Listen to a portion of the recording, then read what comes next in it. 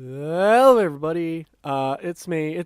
I am Viva Reverie, and you are listening to Vivcast. This is the second episode of Vivcast. If this is your first time, I suggest checking out the first one because I explain what this is. And that was like the entire point of that episode. This episode is, I suppose, technically it'll be like the first proper episode where I'm actually talking about things.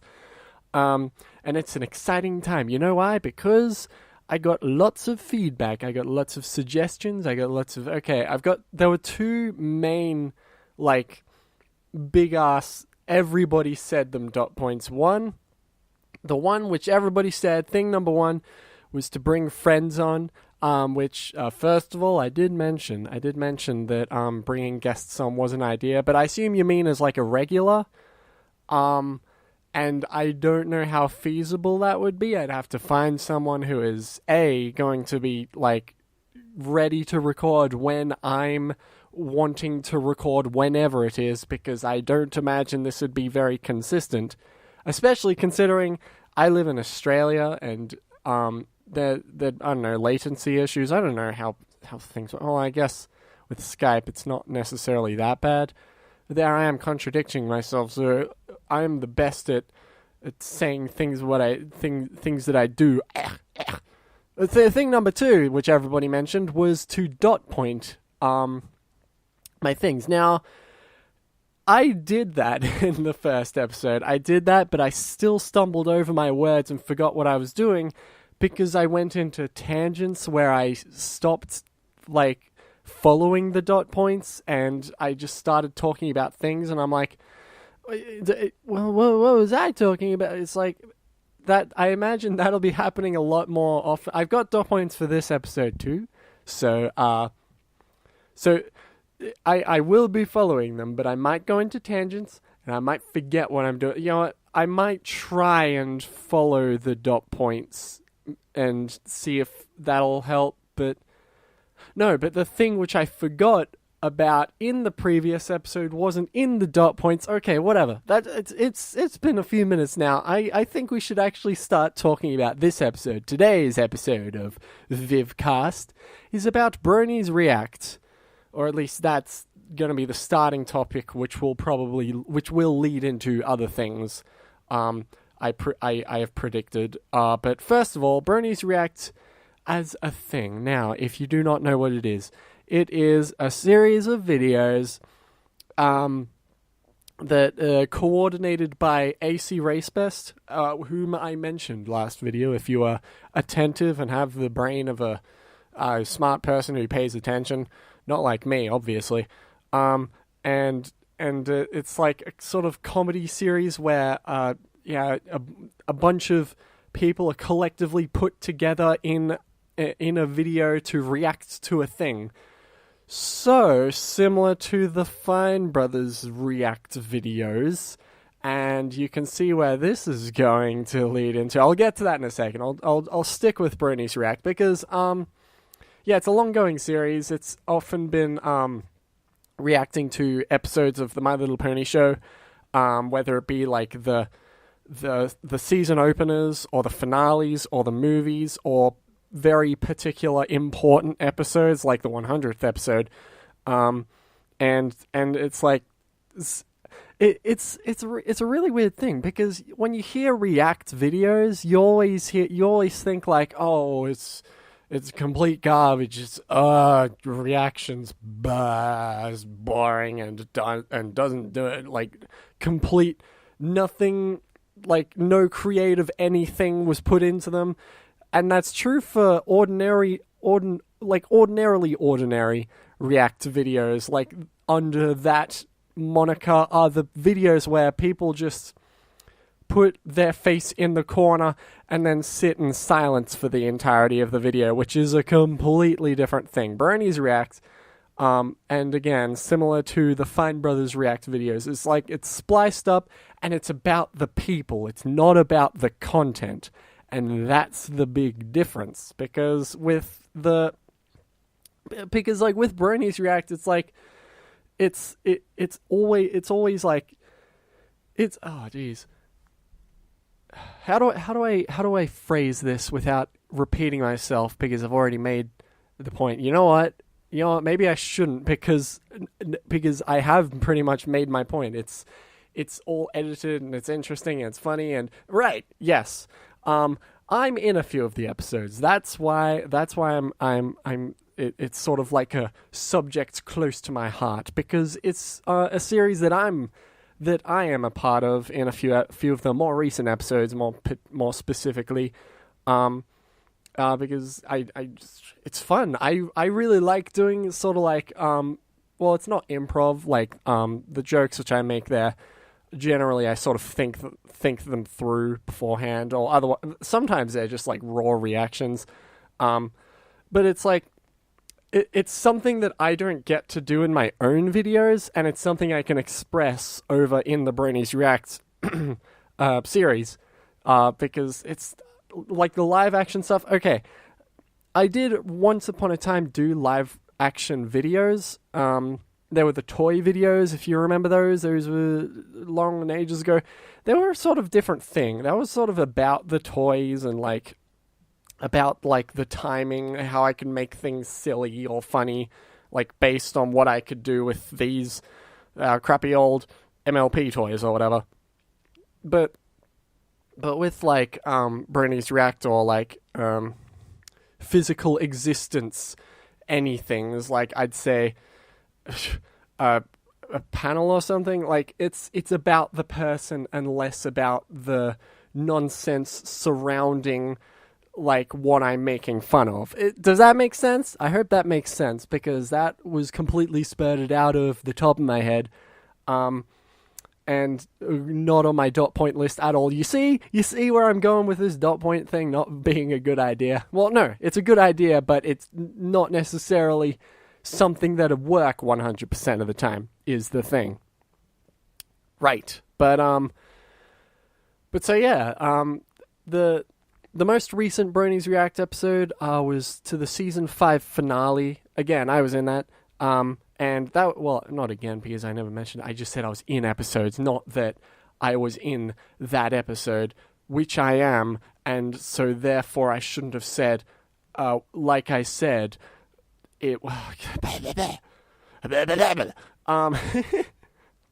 So, Bronies React season 5 finale, that was, the reason why that particular episode is a big deal is because that very close proximity to, and now we're finally going to get into it, the React controversy, the trademarking, the copywriting, the React world thing.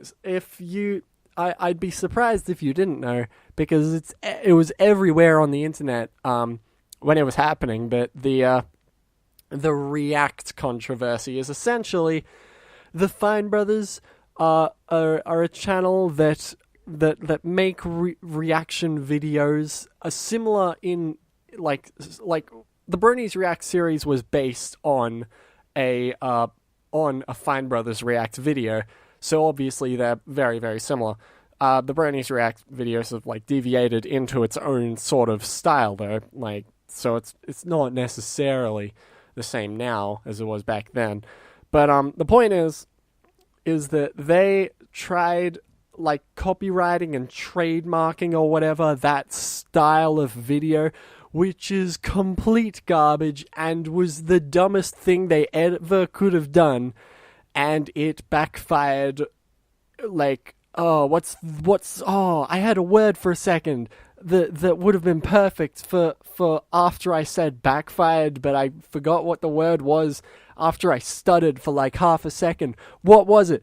Backfired horribly? Backfired crazily? I don't know. Whatever. The point is that it was a stupid idea and they should not have done it.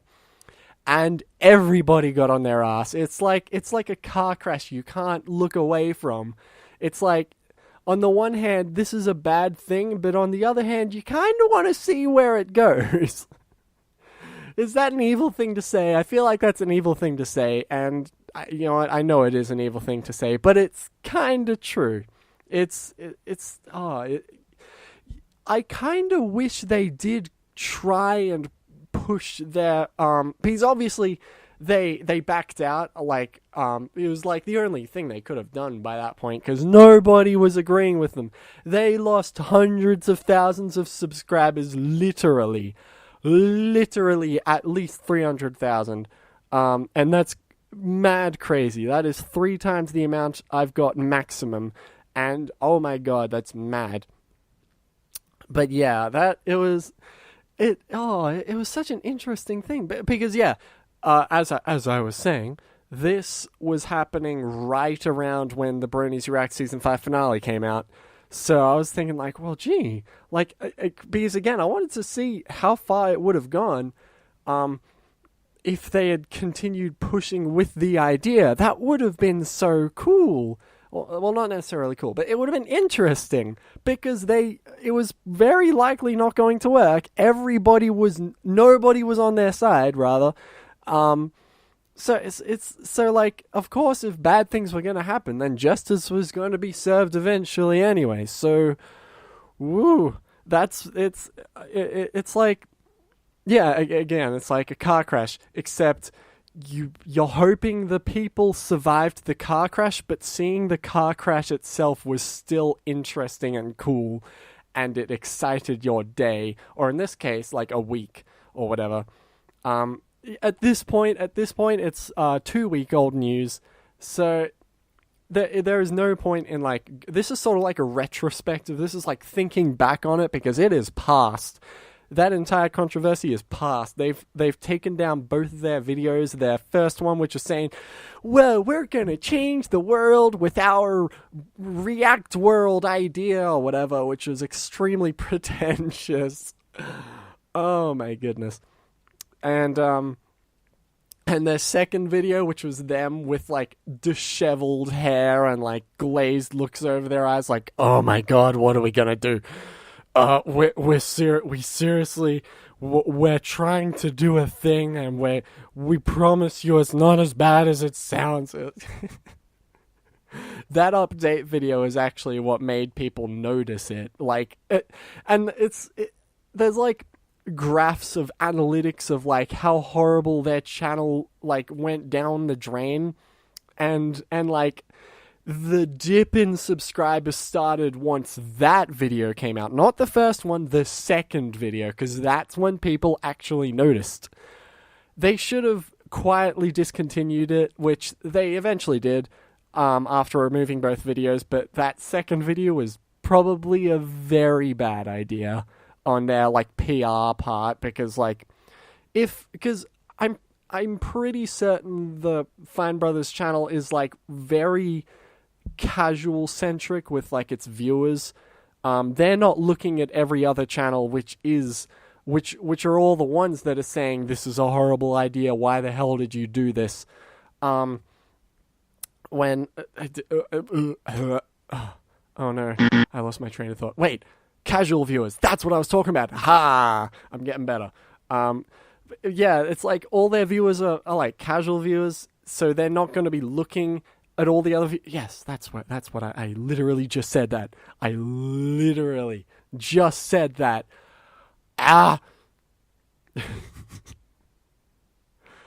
There goes that train of thought.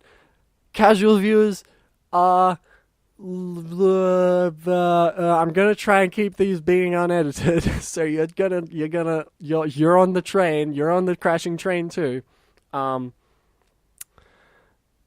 Maybe I should think about editing these in the future if they get really, if the brain squashing gets really bad. I should start re-talking about what I was talking about. Yes, their casual viewers are not going to be looking at other viewers because other videos, and that's why the update video was a bad idea, because that's when they noticed, because now they're looking at every other video. Okay. With that being said, now let's move on to the next point. The next point is the other side of the React controversy, which is, there's like two sort of sides to reaction controversy recently, which is really weird. First of all, and they're like polar opposites too. First of all, there's the Fine Brothers, which are trying to own their style of reaction videos or whatever. And then there's the Jinx side. If you do not know who this is, I am going to explain it to you. Jinx is a YouTuber who got stupidly popular, has over 1 million subscribers over the past year, I don't know, few months, I'm not 100% sure, but got really stupidly popular, and everybody knows who he is now, and the only type of video he does is reaction videos. The types of reaction videos I was mentioning earlier, the bad ones, the ones where there's just the video and then the person's face in the corner, and no effort, no nothing. He pumps out several videos a day, is creatively stupid, and it irritates me so much. It irritates a bunch of people that this channel got so popular over nothing. And it's not like he was the first. It's not like he was the first one to come up with this idea. Like, loads of people have been doing reaction videos for like my channel. I've seen reaction videos of my videos as well, which I would say I'm okay with, but I'm not. But it's like the reaction videos I like seeing because like I want to see how people reacted to my video. I should be the only demographic for the people like watching the reaction videos of my videos. And it's but these people, they have the sort of idea that like, oh, I'll make my channel a sort of hub to let everybody else come and see all these videos, which is just it detracts the views away from the people who worked so hard on the original videos. And it's like this is where I think the line is sort of crossed, because like I said, I don't mind reaction videos of my videos, but when those videos overtake the original, those channels overtake the people creating the original content, that's when it gets a little sketchy and sort of cringy, and oh my god, why did they get to this point? It is the worst thing ever, and I hate it. Oh my goodness, reaction videos. And yeah, as you can see, these are two totally different sides of the coins. It's like, it's like 2016 is the year of the YouTube revolution. Like, everybody's revolting and saying like, no, Fine Brothers, this is a stupid idea. No, Jinx and co. There's more than just him, but he's like the figurehead because he has over 1 million subscribers or whatever. What you're doing is wrong. And then there's YouTube itself. I'm going to quickly touch on this, but maybe not delve too deep into it because it could be a video on its own.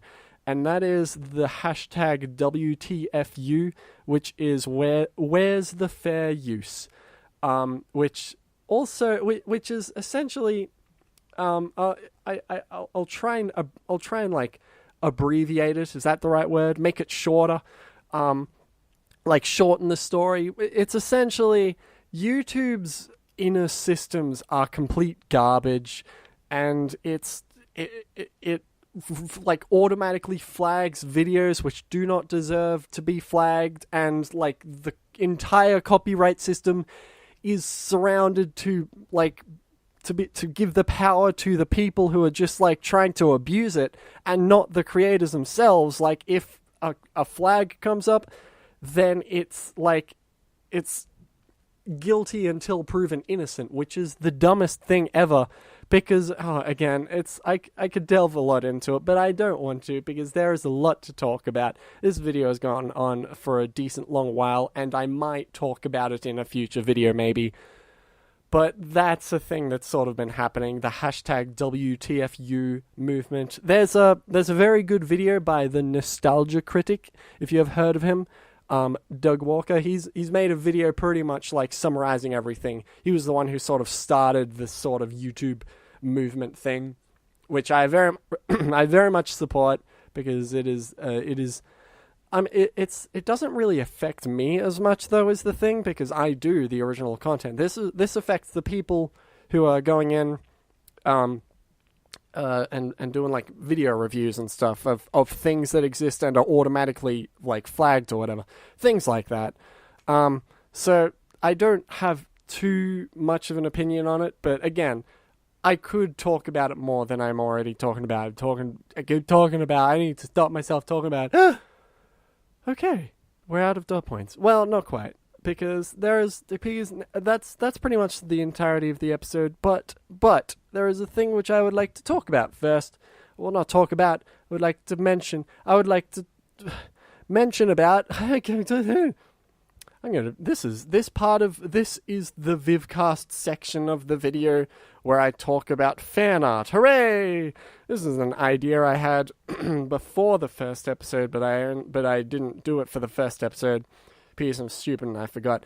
And this, I'm essentially going to be showing off some fan art made by you guys, because hell yeah, I like that sort of thing, and I want to promote that sort of thing because I love it and I want to show it off because it's really cool. First of all, first person I'll be talking about is an Antamo Animisan, who made these two pictures, this one and this one. I'm gonna edit them to sync up with my voice there. These two they're really cool. Like versions of Viva, of my horse, that are designed to look like Sharko from League of Legends, which is a really weird and obscure thing, but it's really, really freaking cool. And I love them, and they're really well done, and one of them is in my like YouTube banner. If you want to go look at that, if you want to go onto my channel and look at the banner to look and find one of the Vivas that are, it's not that hard to find. You can go ahead and look if you want, but yeah, these are cool. Second person. Second person. This isn't just one piece of fan art. This is several, because, oh my god, this person has easily made the most Viva fan art out of everybody. Rat Lovera, who has made so many pictures of Viva, like such as, for example, this one, and this one, and this one, and this one, and this one, and this one, and more. And it's such a weird, it's like, I just every now and then when I'm like looking for my own fan art, I like sort of go onto DeviantArt and I look up Viva Reverie or I'm a Toon Link or whatever. Yes, I have that much of an ego. I Google myself. There's just like a new one done by this person. It's really cool, and I really like that. And I have no way of sort of like expressing my gratitude outside of saying on DeviantArt, hey, that's cool. Because, oh my god, I should mention this. I have a DeviantArt account that I don't think I've ever mentioned anywhere is my DeviantArt account. It is Green TL, if you want to look that up. I intend on changing it sometime, but in order to change it, I need what's its face DeviantArt superpowers. I don't know how it works. But yeah, it's like that. This is the official announcement that I have a DeviantArt page, which I barely support. That's why I don't mention that I have it, because I don't bother talking about it. Because whatever, it's whatever. It's DeviantArt. I don't post to like every now and then. Like, and by that I mean once every 5 months I post something there. But don't bother with it. The only reason why I mention that I have it is so that people can know that my comments from that account are legitimate. Right. That's this episode of Vivcast. Yay. We made it through 25 minutes roughly. Wow. That's a lot of Vivcasting. That's some exciting... It might be 24 minutes actually. I think the first 1 minute was like me like sort of testing the waters of my voice or something. Whatever. Anyway, the point is, that's this episode of Vivcast. Thank you for watching. Okay, off the top of my head, if you want to follow me, go on, you can follow me on Twitter or Tumblr at Viva Reverie. You can also, if you want to be part of the fan art part, you can also send me fan art over those too, if you want, I guess. And if you want to support me, you can go to my Patreon, and the link to all of those are in the description. Yay! I did that without reading off a thing like I did last episode. Again, this show is only gonna get better with time. Hell yeah. So yeah. Once again, I'm Viva Reverie. That's that sounds so garbage. See you next week. Yeah, I should say that since this is gonna be a weekly thing. I see. Okay, goodbye.